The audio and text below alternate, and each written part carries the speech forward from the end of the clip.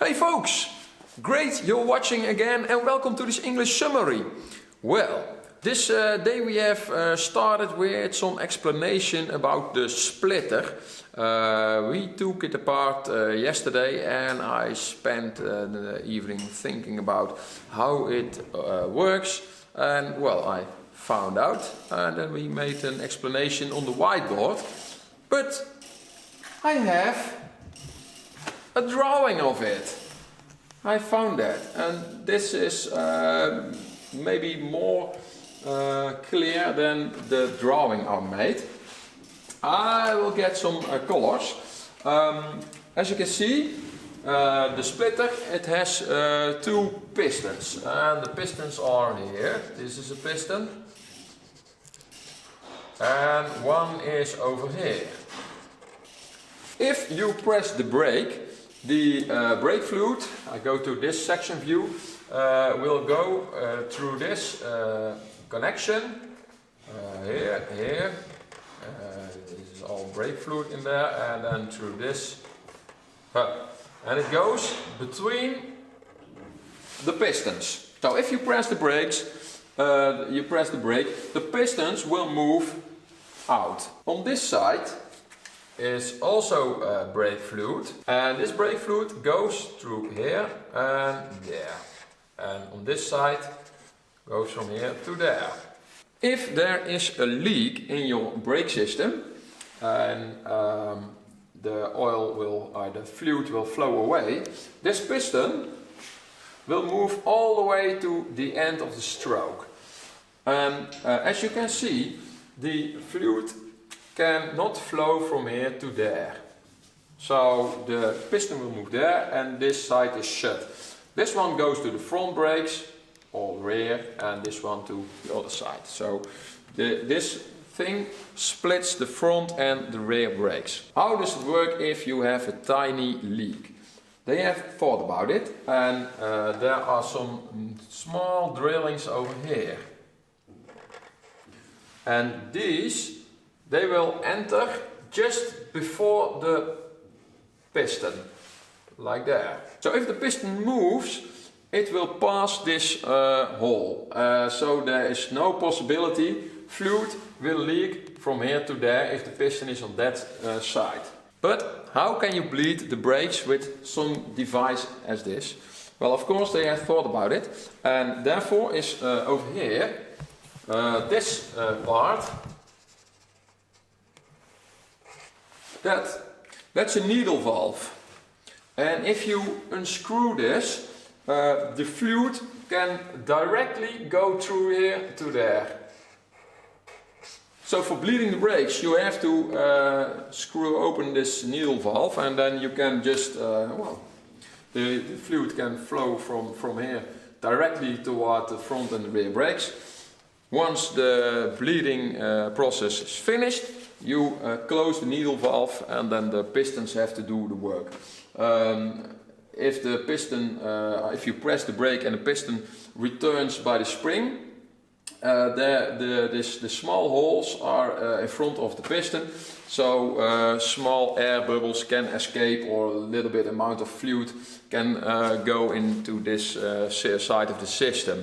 So if there's a minor leak, it's possible for fluid to go toward the rear or the front brakes.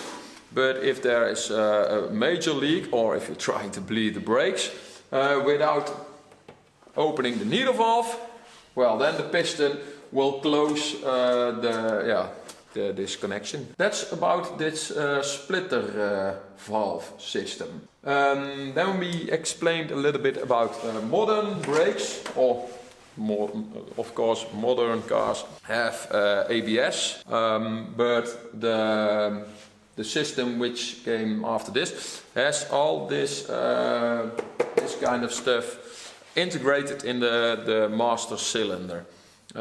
Same for the power brake, the booster. This system has a single brake pump. It has only one line toward another device. This device is the forced, how do you say, brake booster. It's with a large vacuum membrane and it helps you pressing the brake. After that, this single line goes toward the splitter, and from there it goes to the front and the rear brakes.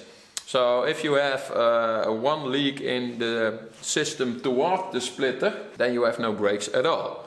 If you have a leak in one of the brakes at the wheels, for example, then you can lose your front brakes or the rear brakes.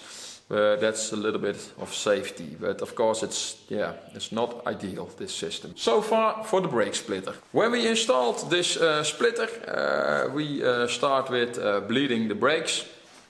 So we filled the fluid and one person in the vehicle pumping the brake. I think we explained this process yesterday as well, so I'm not going into that again.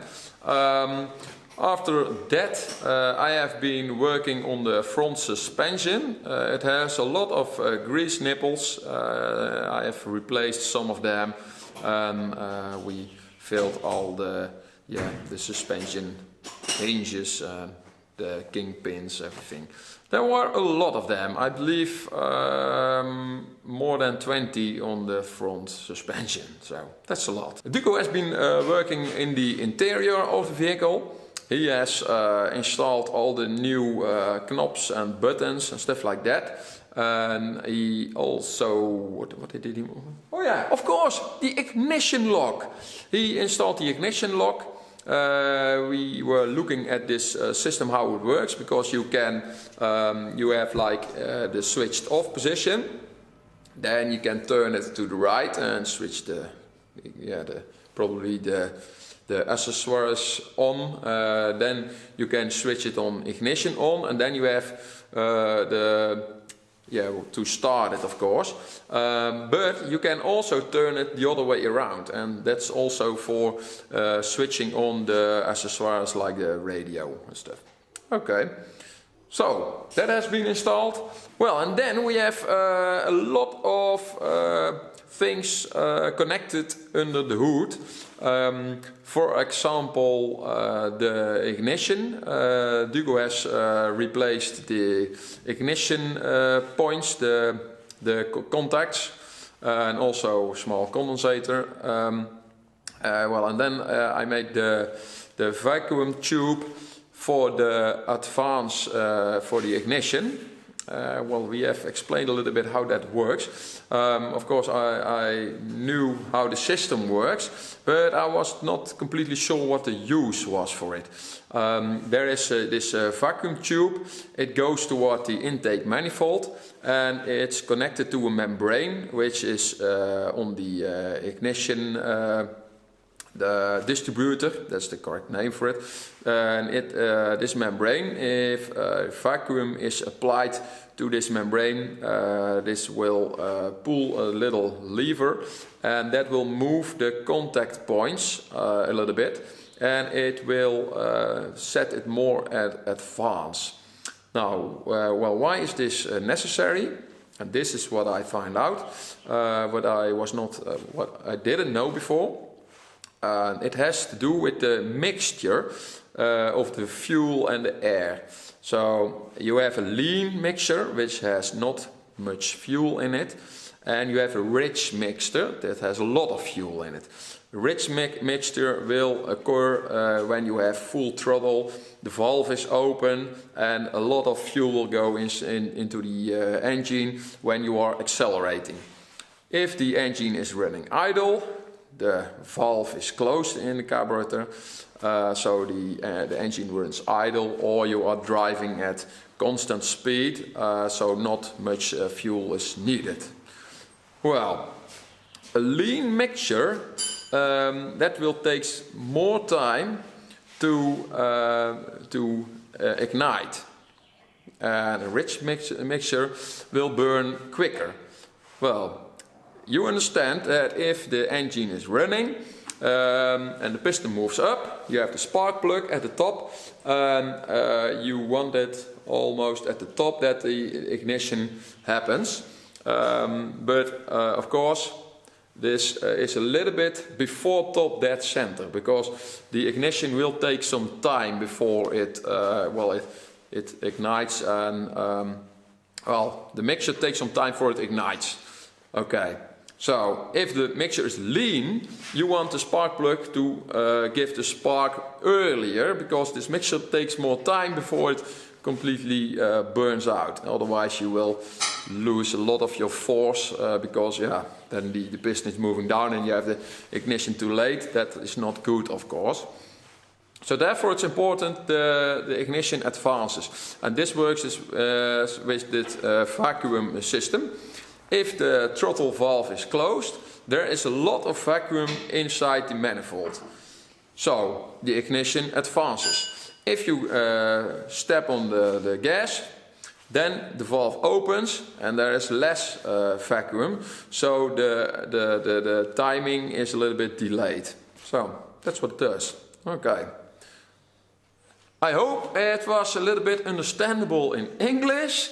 I did my best, but that's how it works. Yes, and for the rest, we have connected like fuel lines from the fuel pump to water filter, stuff like that. The choke cable also, it was overlength, like it goes like this. So I shortened the cable, it fits better. That's about it. So I would say thank you for watching and see you next time.